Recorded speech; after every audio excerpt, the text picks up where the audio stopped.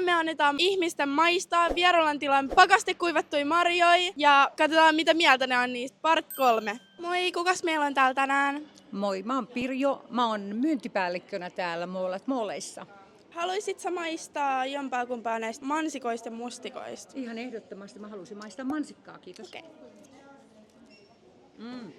Nämä on muuten todella hyviä. Ja varsinkin kun ottaa tuommoisen mansikkakuoharin tähän mukaan, niin sit se on ihan täydellinen setup. Eli koko viikonloppu on pelastettu, kun saa näitä kahta.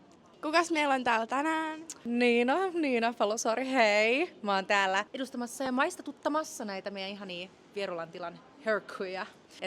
Tänään ollaan täällä isossa ompussa. Päästiin tähän ihanille spoteille näyttämään kaikkia näitä meidän eri tuotteita. Mikäs näistä kaikista tuotteista sun lemppari on?